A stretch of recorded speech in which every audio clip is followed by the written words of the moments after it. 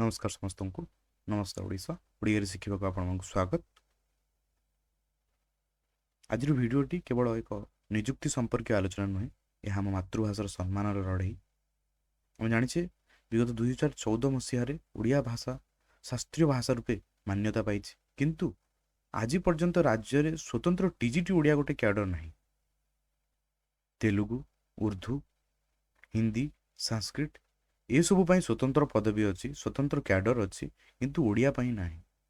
सरकार को जब प्रश्न करा जाउची, प्रश्न गोटे उत्तर मिलूँ जे सरकार कहते Odia is a part of arts. Hindi कौन आर्ट्स पार्ट नु, संस्कृत कौन आर्ट्स पार्ट नु, तेलुगु कौन आर्ट्स पार्ट नु, ये सब कौन अलग आसछि ना? हिंदी संस्कृत गोटे अलग ग्रेजुएशन कोर्स आसुची, ये आर्ट्स गोटे पार्ट नुहे। सरकार को यह प्रत्युत्तर आमर स्पष्ट दाबी कौन ना, आगामी स्टेट सिलेक्शन बोर्ड बा एसएसबी निजुक्ति रे स्वतंत्र टीजीटी ओडिया कैडर घोषणा करा जाओ, जोटा कि टीजीटी आर्ट्स अलग पदवी नुह, सब कैटेगोरी आमर दरकार ना। आमर दरकार सेपरेट कैडर सहित प्रत्येक हाईस्कल रे कम से कम गोटे भाषा शिक्षक आवश्यक, अति आवश्यक। आम जाने आज शिशु कालीर भविष्य, जो मैंने भी आज शिशु माने से माने ओडिया भाषा को प्रॉपर्ली बुझी पारुना। साधारणतः पीटी टीचर बा फिजिकल एजुकेशन टीचर से माने ओडिया पढ़ेबे, हिस्ट्री पढ़ुवा व्यक्ति जनक बा शिक्षक जनक से माने ओडिया पढ़ेबे। जो मैंने चाहिए ओडिया से माने पढ़ी पारे। कौन एत सहज ओडिया पढ़ा? ओडिया भाषा आमर एत सहज?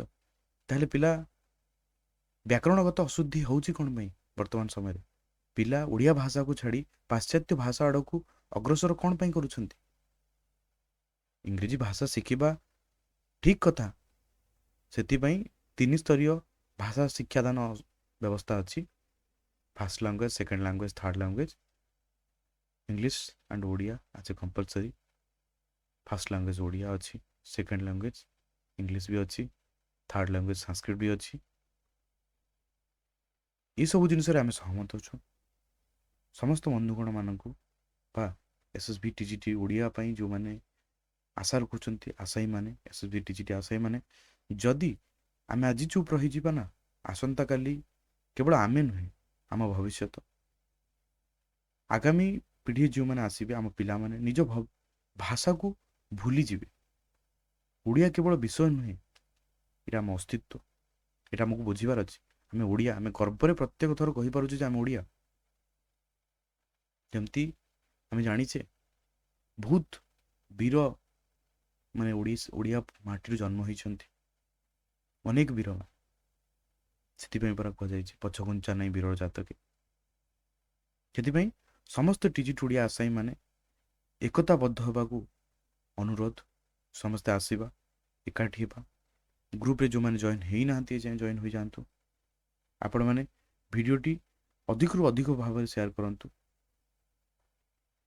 कमेंट रे निश्चय भाव में लिखिबे आमे चाहूँ स्वतंत्र ओडिया पदवी, स्वतंत्र कैडर सहित आमर अधिकार आमे नेबा। आमको बुझार अच्छी जे यहाँ केवल आवश्यकता नुह, केवल साधारण आवश्यकता नुहे, यहाँ आमको बुझार अच्छी एकता, संघर्ष, अधिकार, ये सबू आमको सफलता आड़ को अग्रसर कर। तो आमको ये जिनिस उपर ध्यान देवार अच्छी। वर्तमान समय आसी ओडिया भाषार अपमान आ चल ना। टीजीटी ओडिया कैडर देवाक पड़ो, बाध्य सरकार को देवाक पड़ो। तेलुगु उर्दू रे जमती पदवी अच्छी, सेमती ओडिया रे भी आसवा आवश्यक। मातृभाषा आमर अधिकार, सरकार न्याय देवाक बाध्य। तो ये आज वीडियो मोटिव थिला केवल एसएसबी टीजीटी ओडिया एस्पिरेंट्स मानक पई। कहीं ना सरकार बारंबार जेते थर भी प्रश्न करा जाउछि जे एसएसबी टीजीटी रे कहीं ओडिया पदवी आसीबो नाही, सरकार केवल गोटे ही उत्तर प्रति उत्तर मिलूँ जे एसएसबी गोटे एडेड बॉडी।